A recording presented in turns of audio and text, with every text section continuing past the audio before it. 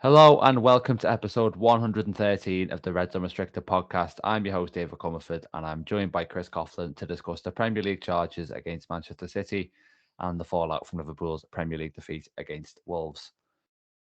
So, yeah, this would have been a standard episode looking at where Liverpool are at, and we will get to that later in the podcast. But first of all, we have to discuss the massive news really that came out this morning from the Premier League that Man City stand accused of breaking financial rules following a 4-year investigation.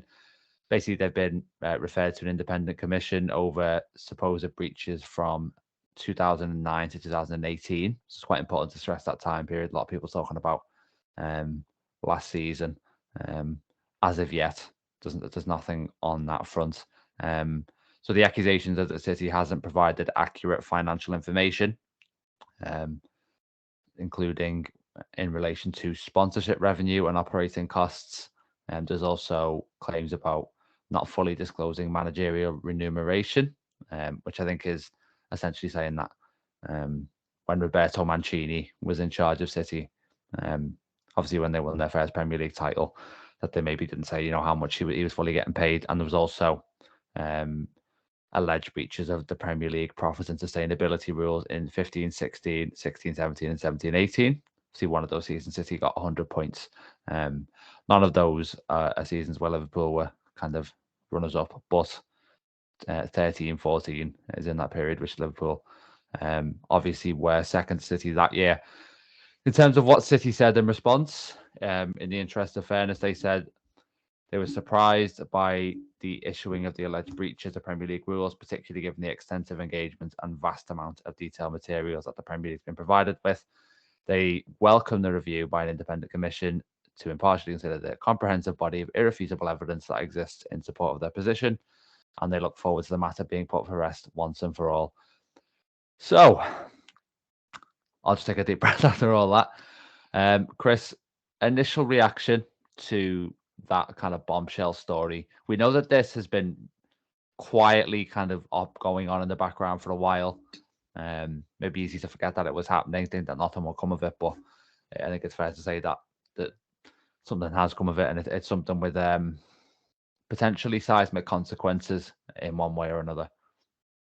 Yeah, I think the word to describe it is unprecedented, certainly, given the sheer number of charges Manchester City are alleged, accused of committing, obviously being charged with more than 100, and through the time period as well, given it was just after the takeover as well. I mean, I remember when that did take place back in 2008, and the Manchester City's first big one was Robinho, wasn't it? And we were all thinking, I mean, we were just kids, but yeah, we were thinking like, is this the level that Manchester City can immediately kind of jump into with regards to that? And you have to remember, for the first few seasons as well, after that takeover, I think the first season, 2008-9, off the top of my head, I think they finished 8th because Fulham got into the UEFA Cup back then. And then the second season in 9-10, of course, Tottenham pipped them to 4th place as well. In that season with Peter Crouch's header at the Etihad. So it took a couple of years as well for Manchester City to even get to Europe's top table after the takeover. So I agree with you. The time frame is important, obviously, when we're looking at all this.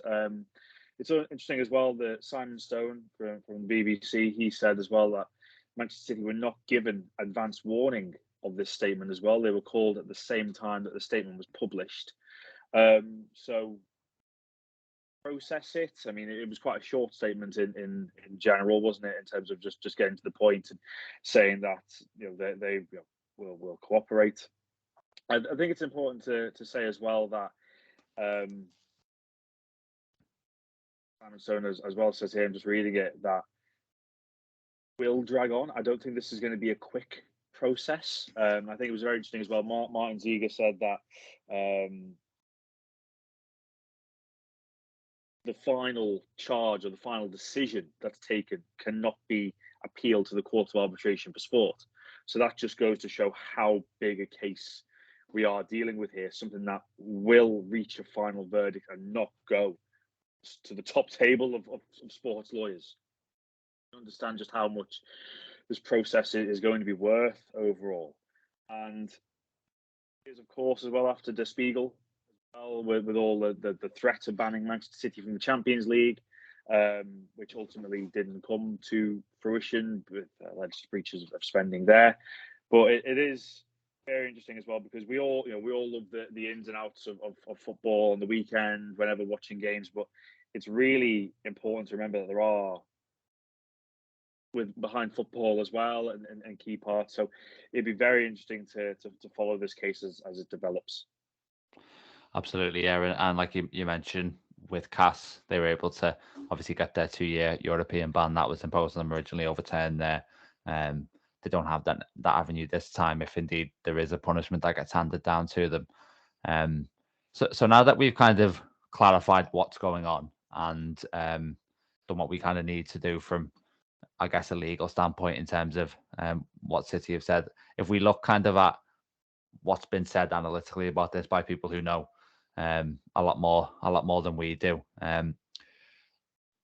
One really good Twitter account to follow on this, and one that I've been looking at today is Stefan Bordson, who has a lot of credentials in this matter because he's a former financial advisor to City, a Man City fan, a former banker, current lawyer, CEO, and general counsel to a PLC dealing with allegations of historic accounting issues and well across FFP issues. So a huge expert in this field. Wouldn't be surprised if we see him on Sky Sports, BBC News, and all that talking about this. But basically, here's a summary from his Twitter feed of what he's been saying today about it. He says the Premier League action is super, super serious, and it's the strongest allegations imaginable that have been leveled by the Premier League. He says, and this is probably the headline from all of it. He said, the sheer extent of the Premier League charges are at a level that, if found proven, must lead to relegation, which is obviously a huge claim to make. And obviously, one of the things people say about this is, especially in light of what happened with the Champions League ban or the European ban, is City have the lawyers that they need to get out of it. They have the quality of representation where if they have done something wrong, then they won't necessarily be able to be punished for it because the lawyers will argue the case effectively. But he says that the Premier League will fight this very hard as well, that they'll have the same resources at their disposal from a legal standpoint, and City won't have the kind of financial advantage there. However, like you touched on, Chris, he says it doesn't lend itself to a short timetable. He doesn't know how it will be dealt with, but it seems that it could be years from conclusion. And I saw another City fan saying that's the worst possible thing for them as well. I think it's the worst thing for everyone, really, in light of what this kind of means for the integrity of the competition, I suppose. But for, if you are a City fan, and I don't necessarily have too much sympathy for any City fans, but for this, if this is going to be hanging over your club for a few years, then it's kind of in nobody's interest. But it looks like it's sort of unavoidable from that standpoint. So yeah, before we get into like the possible consequences, which we'll obviously talk about, how does it kind of affect perceptions of this Premier League era? What's happened today? How much does it kind of taint it? And I guess from our standpoint, as opposed to the City and Liverpool rivalry, that seems to have subsided for now, at least, because of Liverpool struggling so much this season. And like I said earlier, these allegations only run up to or the charges that have been leveled by the Premier League are only up to 17, 18, so not quite the height of that Klopp-Pep rivalry, but still, obviously, change in perceptions. And we obviously, if we remember that season, we played them in the Champions League, and that was kind of the beginnings of it. But yeah, Chris, like, I guess from that kind of perspective of being their rival, how do we look at it, everything that's happened today? In a way, I guess that you can look at it and almost give even more credit to the job that done season as well. Based off what Manchester City have been charged with. You've got all who ran them close in 2013-14, and I know then these charges halt before 2018-19, but you get my point in terms of the players that arrived at Manchester City during this time period were obviously still at the club post that time period, and just how well Liverpool did to. You don't want to be seen as plucky losers, but did so well to compete over such a long period of time against Manchester City. It's interesting as well. Just I saw some valid points. I mean, in this time period that we are includes arguably the greatest Premier League moment of all time when Sergio Aguero buried it past Paddy Kenny to make it City 3 QPR 2 and secure the most dramatic title any of us have ever seen. And even that includes the end of last season as well. I mean, to first Premier League title, Sir Alex Ferguson's Manchester United on goal difference on the final day of the season, with the final kick of the season. That is a moment that, well, around that time period, apart from if you're a Manchester United fan, you know, it was just it was an incredible moment, and that I think it'll be wiped from history because it categorically happened. But for a lot of people now, they'll be thinking, if these charges, we'll wait and see what happens, obviously, say in the years to come. But given what Manchester City have been charged with, is that a tainted moment in some people's eyes, potentially? I think in terms of looking at that period as a whole, because it's an incredibly successful period for Manchester City, not just in the Premier League, in terms of cups as well. You know, because this period of dominance really, it started with their first trophy for 44 years with the FA Cup win over Stoke in 2011. I remember Yaya Toure, you know, he was brilliant in semi-final against United, brilliant in the final against Stoke, scored the winner in both games. And that's really what kind of set them on their way. That was their first trophy to this period of dominance. It's important to look at almost outside the Premier League in terms of what they've done as well. I know they haven't added the Champions League to that, but they were very, very close against Chelsea, of course. And you can imagine the quality of the squad. They'll be very, very close, if not thereabouts, year pretty much. I mean, they should have made the final last year, bar an absolute madness from Real Madrid. So it's interesting looking at it overall because, of course, the quality of the squad, and as you say, not going to be decided next week or next month or whatever. We have no idea how long this time period is. So what's City going to look like in terms of their squad by the time this ruling is awarded, is given, however you want to look at it. But of course, Manchester City will deny any wrongdoing and fight the cause. It's interesting looking back on that era as a whole because for City fans, young City fans, old City fans, many generations, it's the best period of football they've ever seen in their lives. And it'd be interesting to hear to see how City fans are taking this news, really. As you said, they're seeing it as bad, the worst possible news in terms of the reputation of the club. But yeah, it'd be interesting to see how they view it in terms of their own experiences. Yeah, definitely. And if we look at what might happen after that very long process, like you say, and we acknowledge that it will be that. There's a list here from Sky Sports of the possible punishments that an independent commission could impose or recommend. So, suspend the club from playing league matches, points deduction. And it's important to clarify on that a points deduction, I think under the Premier League rules, can only apply to the season in which it's issued. So they can't issue a retrospective one, which is significant, obviously, from a Liverpool standpoint. Recommend to the board that league matches be replayed. So maybe the 18-19 game, get all those players back from that 2-1 game at the Etihad and do that one again. Recommend that the league expels the club. That's not going to happen realistically.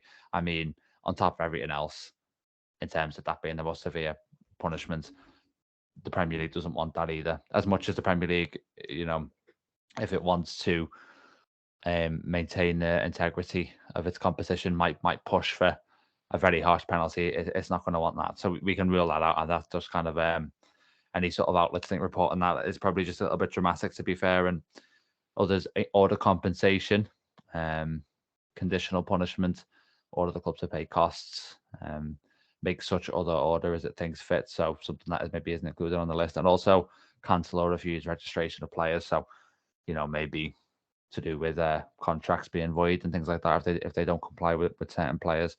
We'll see on that one. I think it's one of them where, if this does get proven and the punishment is a fine, and regardless of what the fine is, that's not going to matter. If the punishment is a fine, if the punishment isn't a tangible and serious sporting punishment, then I think for a lot of people who have any sort of lasting hope in the integrity of the competition, like I say, in the accountability in the competition, then it'll be removed. I think, and it'll be sort of genuinely the last straw for a lot of people if that is the case. So with that in mind, Chris, again with the proviso that if City is found to have committed these breaches by the independent panel, what looks like a sort of suitable punishment to you? I mean, we've both done a little bit of reading about it today. We're maybe not kind of experts in it, but from what we can gauge about the severity of it, what do you reckon? And also, if you're in the Liverpool boardroom and you've got influence maybe with the Premier League, which is the reality, especially with those big clubs, what are you kind of pushing for, like within the realms of reason?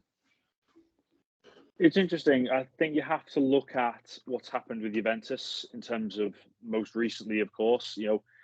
Juventus, one of the biggest clubs, if not the biggest club in Italy, and I think AC Milan would have a bit to say about that. But even so, for them to be given a 15-point deduction shows that there's no messing about in Italy. You don't care how big of a club you are. If you are found guilty, you will get points deducted. Of course, we all remember back in the mid-2000s in terms of being relegated to Serie B as well, in terms of how big that was for Juventus, and they kept some of the loyal players back then, but nevertheless, it would be very, very strange to see Manchester City in the Championship. I think it's difficult to say what you think suitable punishment would be without having all the facts. And I think we can only truly judge that once we see the findings, however long that takes. But what I will agree with you on is for a lot of people now, I saw how much obviously we've spent in the transfer window, and a lot of people have said that a Super League has been created in England just based off the amount of spending and stuff like that. And I think a lot of people would view if nothing happened, but again, we'll just have to wait and see what is actually found to have happened in the future. I think it's important as well that there was a tweet that I saw today. Someone who was covering the case, and they said a lot of people, well, the age of social media, people will say what they want regardless of when the case just breaks. And said a lot of people will go around saying like, "Oh, nothing will happen." The fact this has been reported is something happening, and it's important that it has now been recognised as a case. So we'll all watch. Interest going forward, and as for Liverpool in the boardroom, if we can make a joke about it, maybe getting Gerrard and Rodgers Premier League titles. But it's of course, that's historic, and I think you referred to it there. Of course, there can't be points deducted from previous seasons. Whether there could be titles stripped as well, that's up for the powers that be to decide.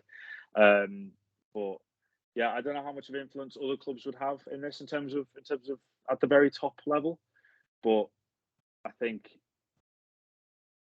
and you alluded to it earlier, in terms of the view of City could be tainted somewhat by these findings. Yeah, I think we can probably, we talked about ruling out them getting expelled from the competition.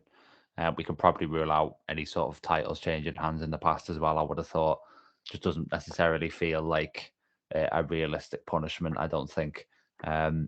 My guess, based on kind of the reading I've done today, and obviously there's a lot more developments to come, like you say. I would have thought that there probably will be a points deduction that arrives in whatever year this is settled, and then that'll probably get appealed, maybe, and then it might apply even further down the line than when it's originally issued. So I think, in the context of Juventus getting it as well, it kind of makes it seem more acceptable. It kind of sends a message, I think, to the rest of Europe that clubs of that size shouldn't be seen as untouchable if they're found to have broken the rules. And I think, given the severity, given what we're hearing about the severity of it, then I think it is something that is going to have to merit a sporting penalty.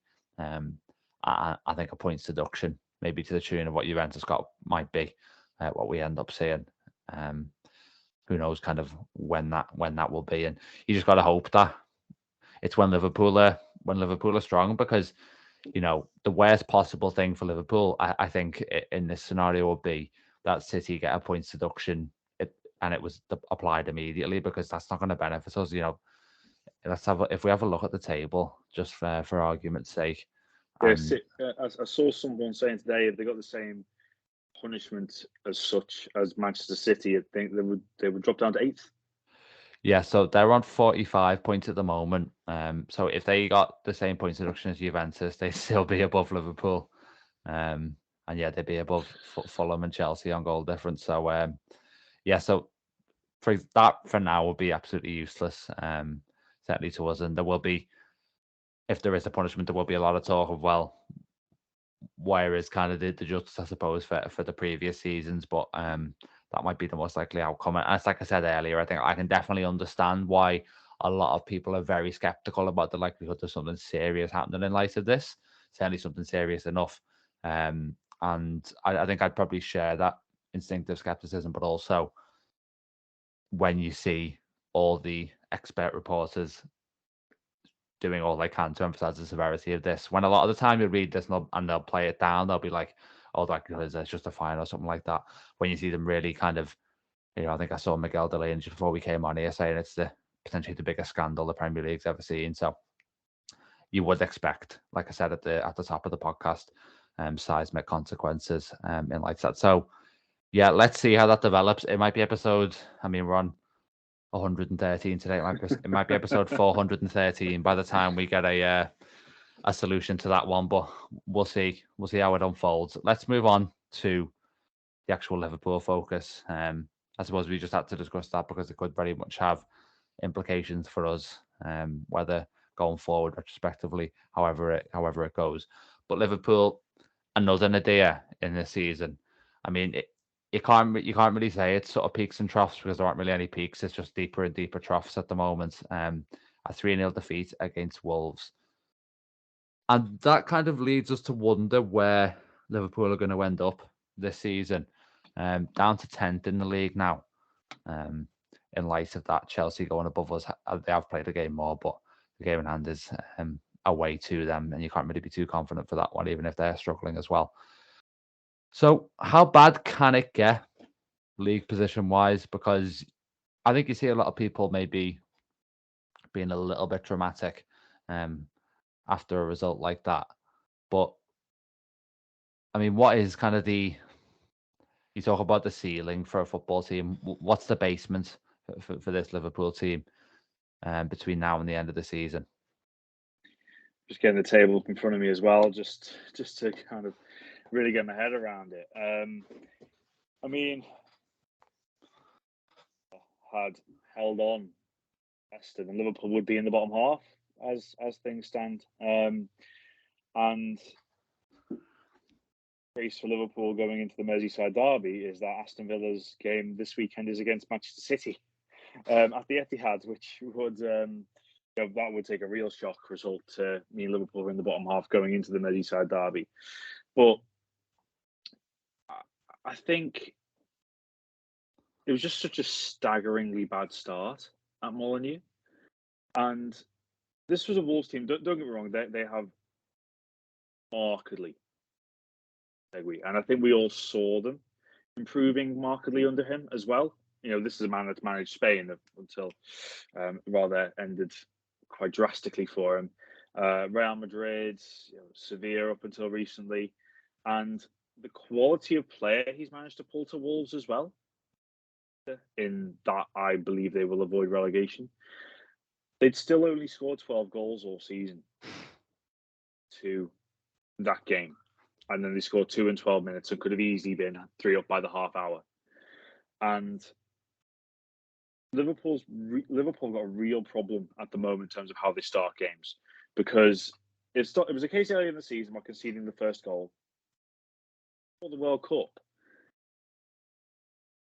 If we kind of felt that problem had been remedied somewhat, because Liverpool were at least starting to take the lead in games, thinking away to Tottenham, home to Southampton, away to Aston Villa, but a massive step backwards in that regard now, and the start to games is just so slow.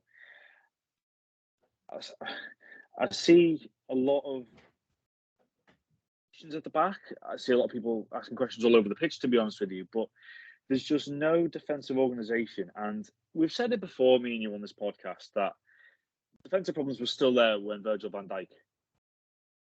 Just the fact that Virgil van Dijk isn't in the team, defense is all over the place.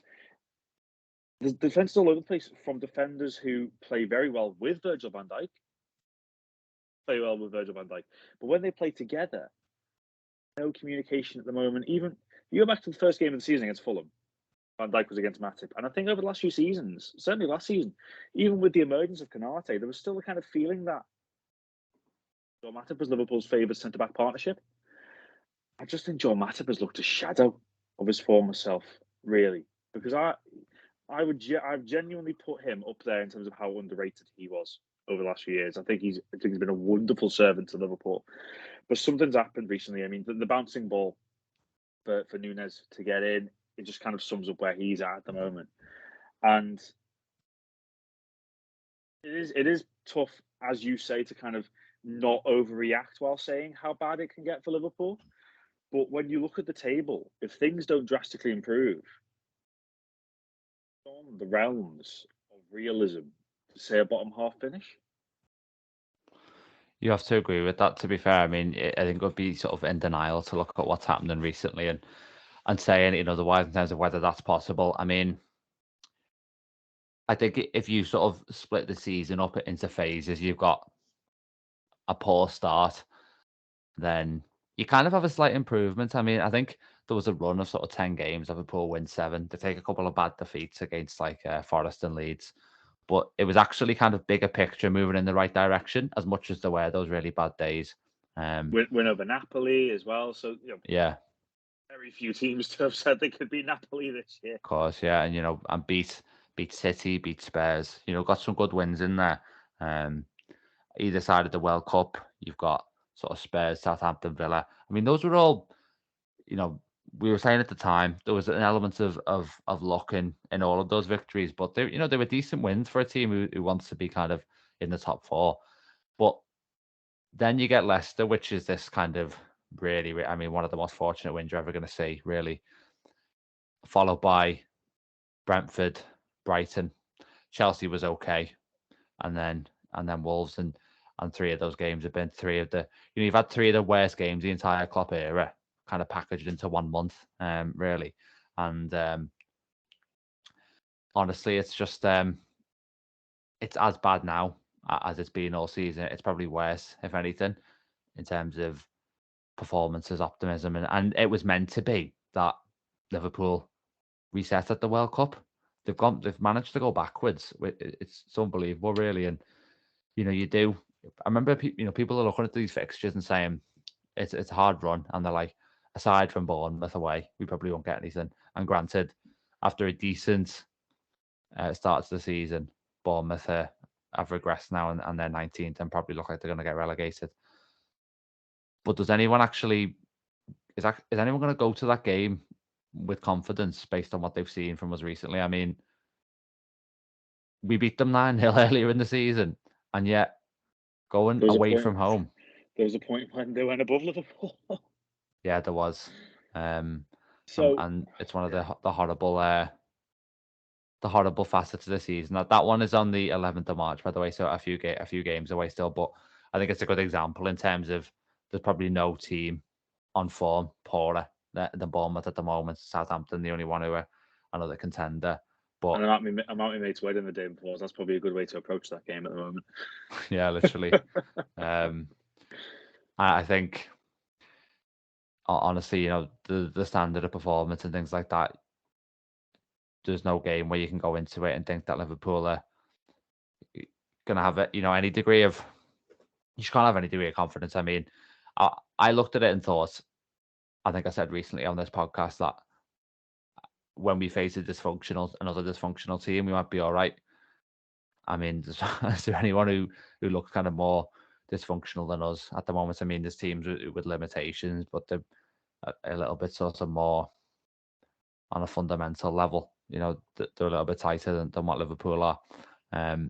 I think what sums it up is if you look at the bottom half of the table, which thankfully doesn't include Liverpool yet, you've got Liverpool haven't played against all of them now because the game against Wolves postponed earlier in the season. So I think this is now everyone in the league that they've played. They've played 10 matches out of those, obviously, and picked up 17 points. So that's only like just over half against the 10 worst teams in the division. And then obviously, self-explanatory that they've only managed 12 against the teams in the top half. So it's not like you're looking at those games against the weaker teams and thinking, okay, we'll be able to get some points in those. It's when we come up against strong teams that will struggle. We are struggling against absolutely everyone, against absolutely every type of team. I mean, Brentford are, I remember one of my mates called them Burnley with sauce. And that is, that's pretty close to what they are. And then you have Brighton, who are this kind of different end of the scale in terms of being a footballing side, and they both rip Liverpool apart. I'm not sure kind of where Wolves sit quite on that under Lopetegui, probably more towards the Brentford end, but still, there isn't a sort of there isn't kind of a type of team, a type of opponent, a type of game or anything. Even the one game all season that you should feel, especially in front of fans, that you're not going to lose is Everton at home. And all it takes is that one Everton win last weekend now, and you think, I'm almost dreading that a little bit. I thought they were remarkably organised. And you saw straight away, and Sean Dyche has only had a few days to work with them, and you saw the Dyche impact. You saw his tactics, because straight away, we've all seen a lot of Everton this season in terms of what's been going wrong. But what Sean Dyche did, right back, 6. There was no attempting to play nice football, if you like. What he said to Dwight McNeil, Seamus Coleman on the far side, and Alex Iwobi on the right-hand side, he said, get it out wide and get the ball in the middle. Boré was attacking it. Calvert-Lewin was attacking it. Everton could have been 3-0 up at half-time, and that is not an exaggeration. And it was kind of written, wasn't it? I think when we look at it, Burnley centre-half scoring the winner in Sean Dyche's first game in charge of Everton, I think we all probably should have put a tenner on that. But what Everton did for what they have right now,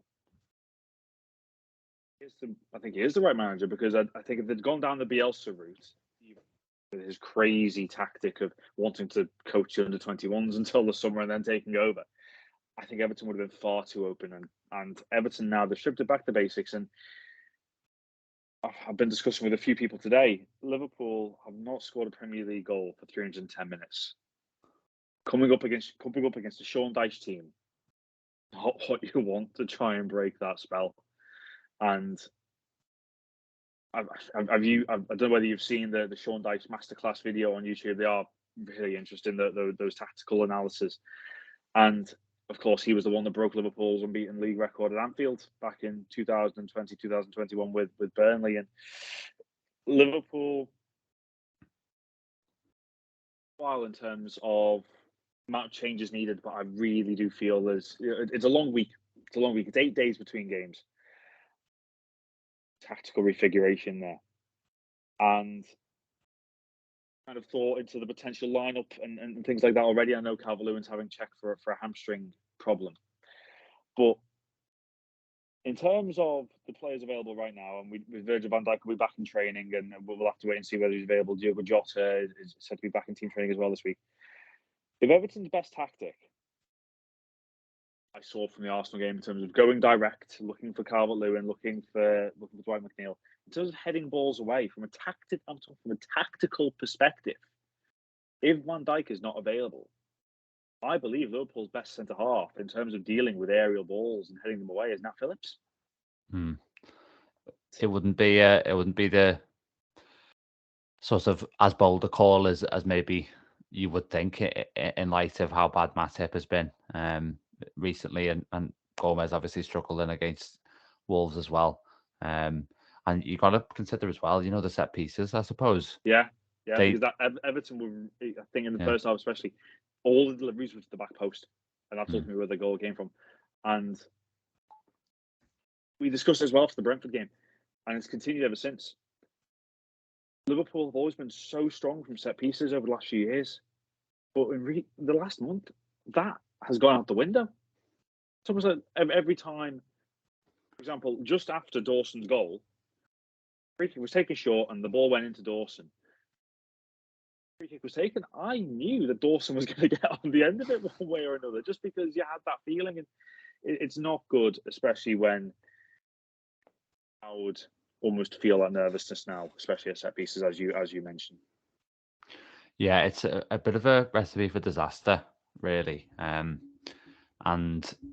we talk about new low points every week. I think the possibility of Everton winning at Anfield and getting what you'd call kind of a proper win there is the worst thought yet, you'd say. And you just hope that I look at the season now, and I've kind of reached a point where, and I think it's almost good to be this way, where the setbacks don't hit me too much now.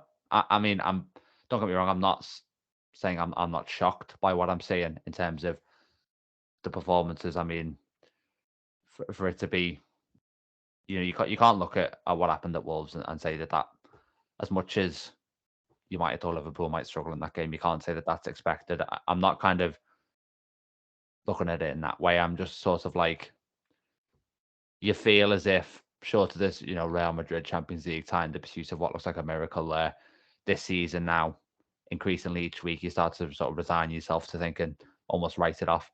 So from that point of view, it's not necessarily hitting me as much as I thought it would. And I'm just kind of looking at it and thinking, let's look for the good moments, because there will be those between now and the end of the season. Let's kind of savor those. Let's hope that they arrive. And one of those games you'd look at and say would be, okay, can we, with that cliche of derbies defying the form book, can we now kind of take that game against Everton, really good atmosphere at Anfield, use that atmosphere, channel that into a kind of an uncharacteristic performance as Liverpool team, get something and be like, you know what, as much as the season's been terrible, and as much as it doesn't transform our season, at least we can enjoy that.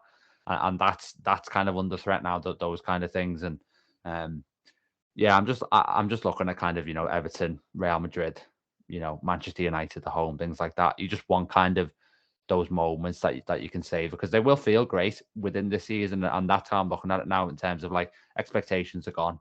And whether that's the right way to look at it or not, I don't know. But that is, like I say, that is far from guaranteed, as much as it looked like it was a safer bet when Lampard was manager. But anyway, one last question, Chris. Van Dijk, like you say, coming back. Jota, potentially too. Firmino, similar timeline. And also Diaz was back running the other day. Do you think that we're in a bit of a cycle of like seeing that players are coming back from injury and thinking that they're going to solve our problems? Because it feels like we've had that a few times already this season. Because on the one hand, I think we've got to stop just banking on these kind of solutions. We banked on the World Cup for so long that nothing came of that. But then on the other, I'm like, what if Van Dijk in defence, this new midfield, and then a front line with sort of Diaz in there and maybe Gakpo and Jota as substitute options. what if that is the formula that lets Liverpool put an actual respectable run of forms together? I don't really know what to make of it. I think there's a few players that are in the team right now, but don't deserve to be. If that makes sense. I mean, I've been wondering where Ben Doak is recently. I think I saw today that he put on his Instagram that he's hoping to be back soon, which sums up where the mood is at the moment. Where an incredibly bright player in Ben Doak, who heard you and Dan the other day mentioning or talking about Basetic prior to the Chelsea game. And if I'd been on, I would genuinely have said that I would have started him against Chelsea. And Ben Doak is someone who I think, in terms of just thinking for some sort of freshness, I would certainly have given minutes to in recent games, just to, as you say, to provide some excitement and some directness. And I really do think, I know Jota's been on a goal scoring drought even before his injury, but he just provides so much. Diaz guilty of not giving him enough credit because, don't get me wrong, I don't know, I think the Liverpool fans miss Sadio Mane, but sometimes I've kind of thought clinical enough, whereas I know Mane didn't score every chance he got, but Mane just had that little bit extra. And for me, with Diaz, for myself, I'm sure, and I'm not saying I didn't rate Luis Diaz, I think I gave him, 8, on the mid-season review. But I'd never realised what Liverpool had until he wasn't there, in terms of I thought there was at least someone else that could fill that void as such, given how much Nunez likes to play on the left-hand side, for example. But I really have realised now Diaz is, without being on the pitch. And Gakpo, for example, he was brought in as well to maybe to kind of ease Diaz and Jota back. But given the situation in the table might depend on whether they come straight back in or not. I mean, say, for example, as we've mentioned, if Diaz and Jota come back at a time when to fight for, because when I say bottom half earlier on, I'm therefore effectively thinking Liverpool have a realistic chance of being without European football next season. I don't think that is something that can be discounted either, given the form of Brentford and Brighton at the moment, especially in terms of the 6th and 7th places. Edge back in and Gakpo gets more game time because I'm pretty sure he's played the most minutes for Liverpool in 2023, surely, since he arrived. It's just something different, something exciting, something to kind of get the fans up their seat and that off their seat. And that's why I'm thinking about tactical changes for the Merseyside derby, because Liverpool are going round and round and round in circles. And we know the old saying, don't we? Insanity, the definition of insanity is doing the same things over and over again, expecting different results.